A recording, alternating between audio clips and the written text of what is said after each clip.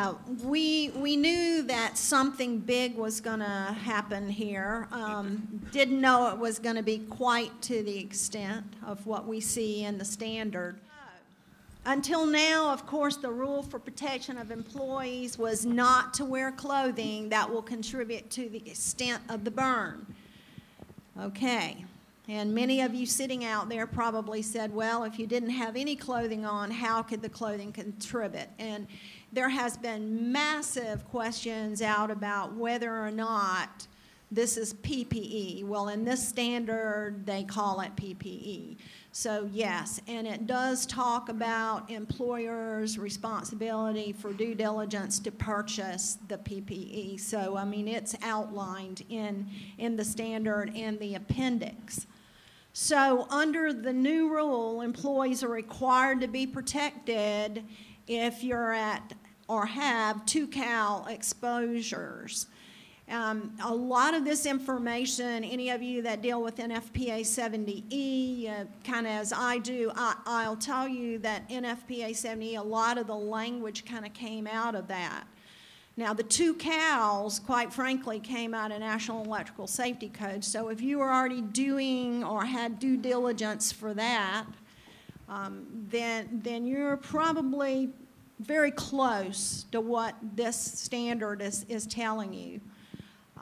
One of the things that this particular standard did was it took the actual charts, the 410-2, it took it out and is utilizing it for the distribution side of the house.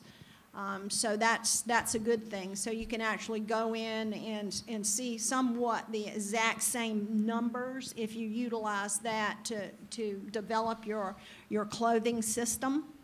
So it does state, though, the employer needs to establish an arc hazard risk category for the workplace and then provide clothing, and this is the kicker, is for the whole body. So if you were in 100% cotton, that certainly is not an arc-rated clothing. And in today's world, it's saying 100% for the entire body.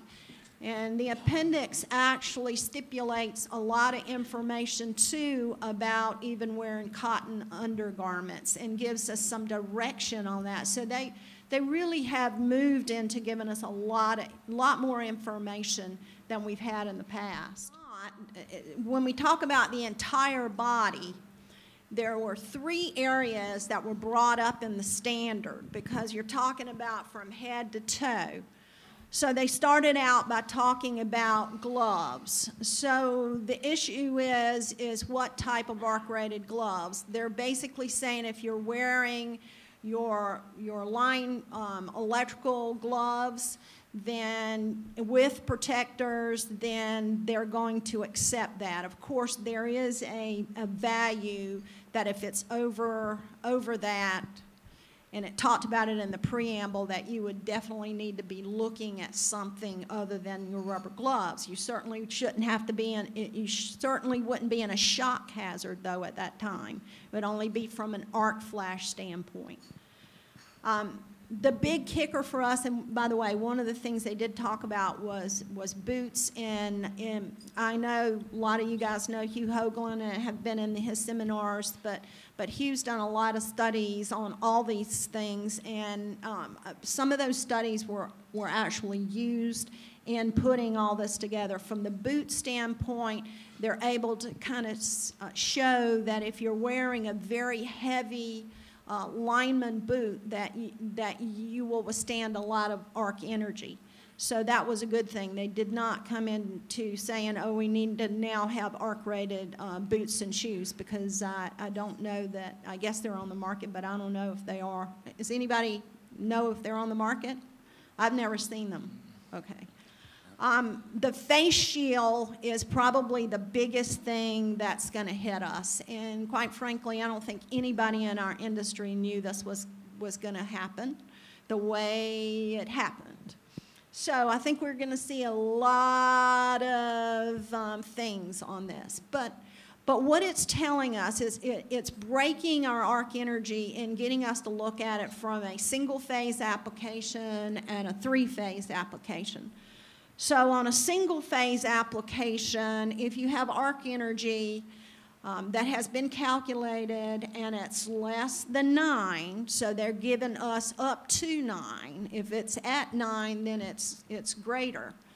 If it's up to 9, then they're basically telling us that right now, from single-phase open air conditions, we don't have to have that phase shield. For three-phase applications, you get into your underground transformers, you get into your underground systems, you get into more serious applications from a three-phase standpoint, although overhead could still have it, but mostly from an underground standpoint. The rules changed, and most of you know from an arc-in-a-box scenario that the rules are going to change. So really, the rules basically are telling us for those three-phase applications is that you've got to have a phase shield at 5 calories. So yes, and 5 to 8 calories. And it also stipulates up to what you can actually wear a face shield. NFPA 70 right now is at 12 cals. I think it's going to go to 20 cals in the next edition, but right now it's only there. So buying face shields at higher rating are difficult, so you may have to go with a hood. Any questions? I think that, there's a lot of things in here. Question over there in the corner.